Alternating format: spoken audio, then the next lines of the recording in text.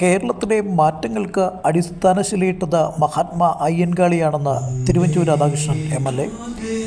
DCS സംഘടിപ്പിച്ച അയ്യൻകാളി ജന്മദിന സമ്മേളനം കോട്ടയം തിരുനക്കരയിൽ ഉദ്ഘാടനം ചെയ്ത് സംസാരിക്കുകയായിരുന്നു തിരുവഞ്ചൂർ.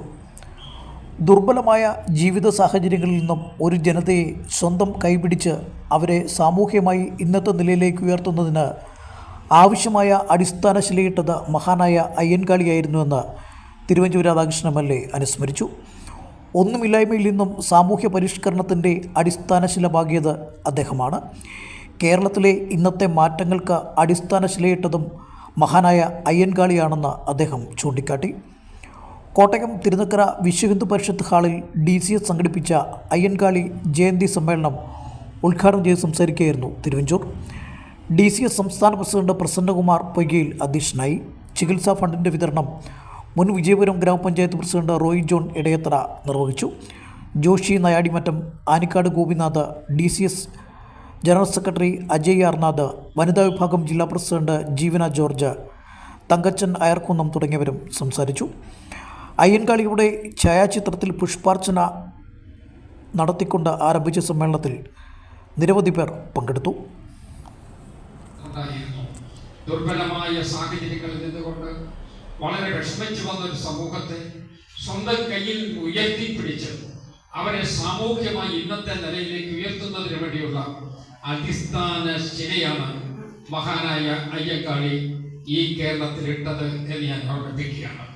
ഇന്ന് പലരും സാമൂഹ്യ പരിഷ്കരണത്തെ കുറിച്ച് പറയുന്നുണ്ട്. ഒന്നാം നില പണിയാനാണ് ബുദ്ധിമുട്ട്. ഫൗണ്ടേഷൻ ഉണ്ടെങ്കിൽ ഒന്നാം നില പണിയും.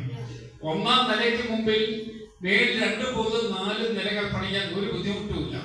കാരണം ഒരു ഫൗണ്ടേഷൻ ഉണ്ട്, ഒന്നാം നിലയുണ്ട്. ഒന്നുമില്ലാതെ നീർക്കയത്തിൽ നിന്ന് സാമൂഹ്യ പരിഷ്കരണത്തിന്റെ ഒന്നാം നില പണിതുയർത്തിയത് മഹാനായ അയ്യൻകാളിയാണ് എന്നുള്ള യാഥാർത്ഥ്യം നമുക്ക് മറക്കാൻ കഴിയില്ല.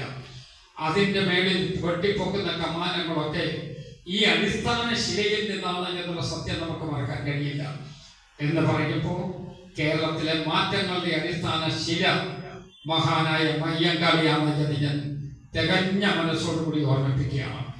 ആ പാരമ്പര്യം ഉയർത്തിപ്പിടിക്കണം. ആ പാരമ്പര്യത്തിന് ഒരിക്കലും ക്ഷതമില്ലാതെ പോകണം. ആ പാരമ്പര്യം മറ്റാർക്കും വിലക്കെടുക്കാൻ കഴിയുന്നതല്ല. ആ പാരമ്പര്യം ഒരാൾക്കും സ്വായത്തമാക്കാൻ കഴിയില്ല. ആ പാരമ്പര്യം മഹാനായ അയ്യൻകാളി കേരള ജനസമൂഹത്തിന് സംഭാവന ചെയ്തതാണ് എന്നുള്ള സത്യം ഓർത്തുകൊണ്ട് ഈ അയ്യൻകാളി ജന്മദിനത്തിൽ നമുക്കെല്ലാവർക്കും ഒരുമിച്ച് ആഹ്ലാദത്തോടു കൂടി നമ്മുടെ പൂർവ്വകാലത്തെ കുറിച്ച് ഓർക്കാം. വരുത്തേണ്ട മാറ്റങ്ങളെ കുറിച്ച് ആലോചിക്കാം. മാറിയ കേരളത്തെക്കുറിച്ച് നമുക്ക് ചിന്തിക്കാം. ഇനിയും മാറ്റേണ്ടതിനെ കുറിച്ച് സ്വപ്നം കാണാം. ആ സ്വപ്നത്തിലേക്ക് ഉയരാൻ നിങ്ങൾക്കെല്ലാം കഴിയുമെന്ന് എനിക്കറിയാം.